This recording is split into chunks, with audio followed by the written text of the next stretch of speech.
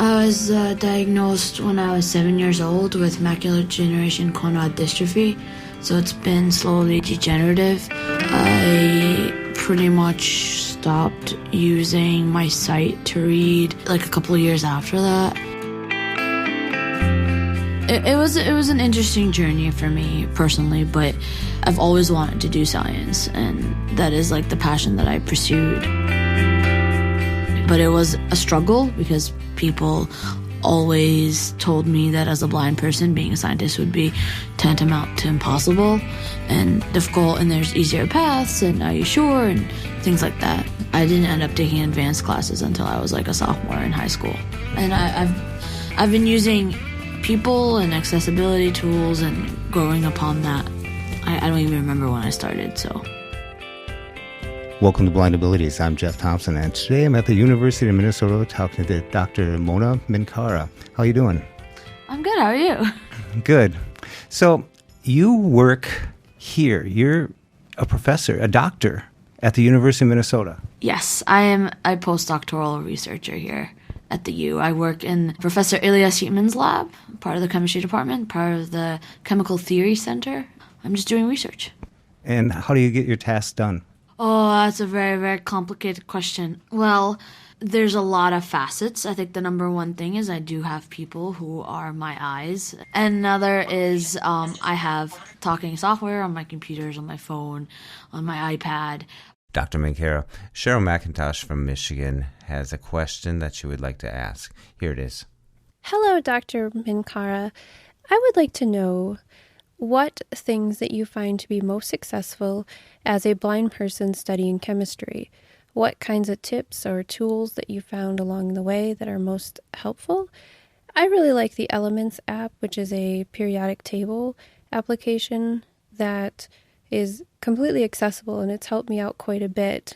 I studied a lot of chemistry during my undergraduate and graduate school as a dietitian, so I would really like to know what your tips, tricks are. Thank you. I have a website, monaminkara.com/blind tools. If you go to blind tools, I have literally outlined every aspect of how I did my graduate research. You know, everything from classes to research to going to a conference, like how did I do everything, how even down to how do I work with my readers. I can give you one example. Like as a graduate student, I studied a protein that was 150,000 atoms, huge protein. And part of the trick was I actually had one of my readers help me build the general shape of it with Play-Doh. So it went from that to using modeling kits to just literally having someone describe visually or trace my hand on the screen or trace things on the back of my hands. So it's a very, very multifaceted method that I approach. I don't have one way for everything. What would you suggest to someone that's in high school right now that is looking at going to college and even going into the science field? What words of advice would you have for them? Pursue your passions.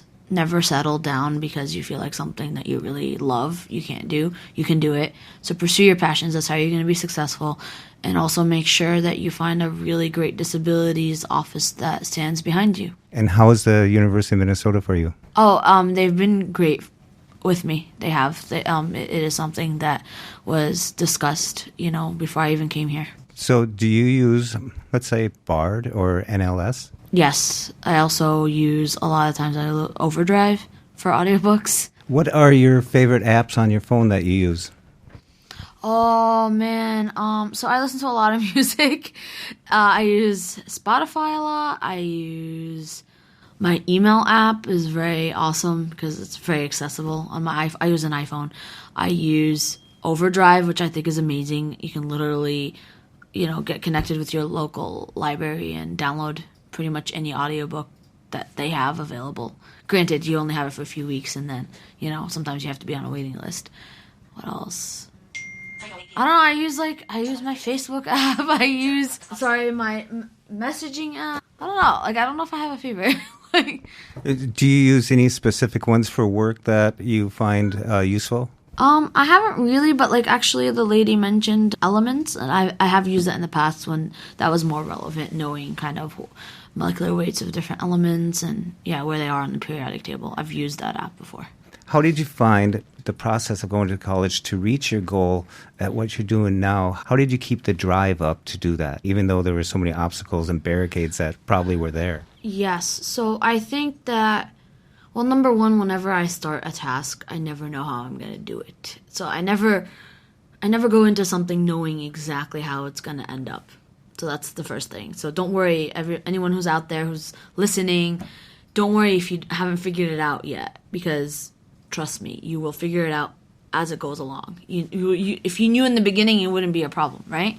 Another thing is to keep up your drive. I suppose you can't be worried about failing, because you have to care so much about that you're doing what you love that it doesn't matter if you fail at it, because you'll just try again. That's great. Can you give the name of your website again? So yeah, you guys can just come and visit monaminkara.com. It's just my name.com. So yes. My sister needs Dunkin' Donuts. Yes, I don't know why I'm getting that message, and she lives right in the beginning.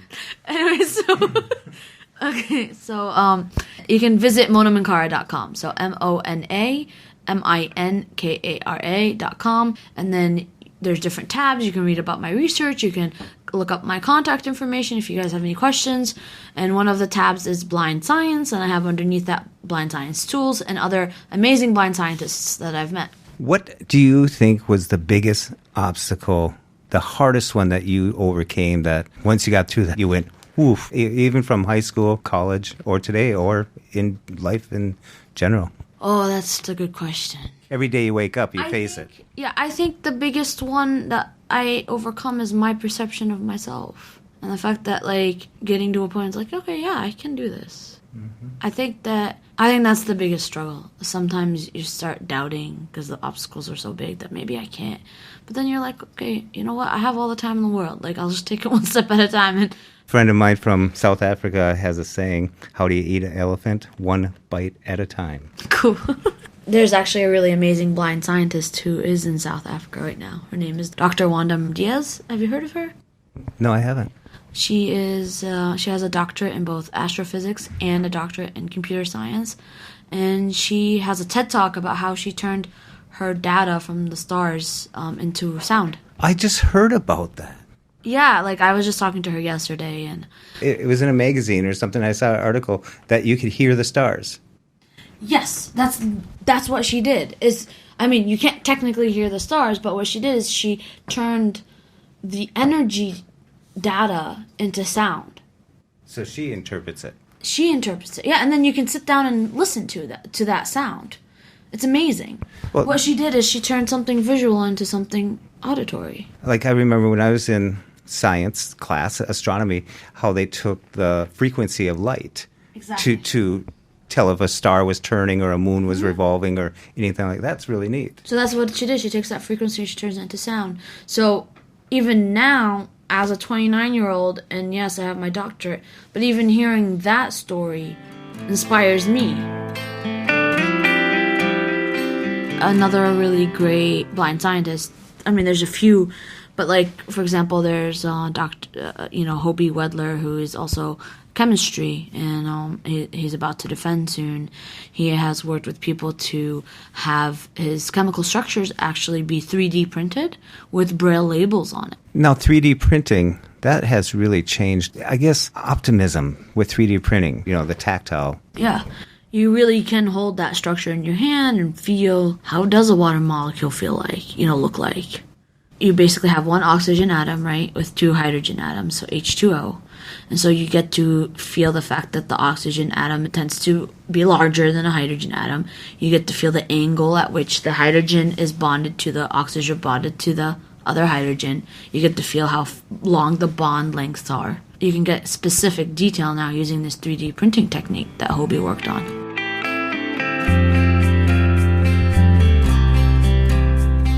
See, I really do believe that I think the key to breaking down some of these problems in science is different perspectives. As a world in general, we're very visual, and we, as a world, everything is catered to sight, right? And so science is catered to sighted individuals, and that is the method that people use to read data, etc., etc. So well, what if instead of reading data, visually reading it, what if we listen to it? Well, maybe we can determine patterns. And that's something that I came across as a graduate student. I was studying, a protein, right? This huge protein. And usually scientists in the field will watch a little movie of how this protein's moving. Well, I couldn't really do that. And so I had to come up with ways of maybe plotting distances, and I was able to determine patterns that no one else has. Oh, that's really interesting. It's about maybe there are solutions by looking at things differently. And when I say looking, I mean it in quotes. Yeah. Well, thank you very much for answering Cheryl's question and talking to our listeners. Is there anything else you would like to say? There's a few tools out there, and if you guys have any specific questions, you can always ask me, and I can see from the network of people that I do know what I could do to help you. Dr. Mona Minkara, thank you very much for taking the time to share your story and some insight for our listeners at Blind Abilities. So thank you very much. No, thank you for having me. In the show notes, we will place the links to Dr. Mona Minkara's website and to the library app Overdrive, and links to contact Dr. Mona Minkara. Be sure to stay tuned for more podcasts with a blindness perspective on blind abilities.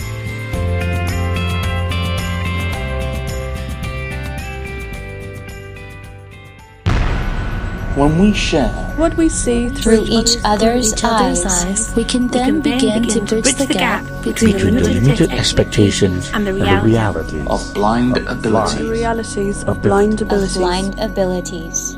For more podcasts with a blindness perspective, check us out on the web at www.blindabilities.com, on Twitter at blindabilities. Download our app from the App Store, Blind Abilities, that's 2 words, or send us an email at info@blindabilities.com. Thanks for listening.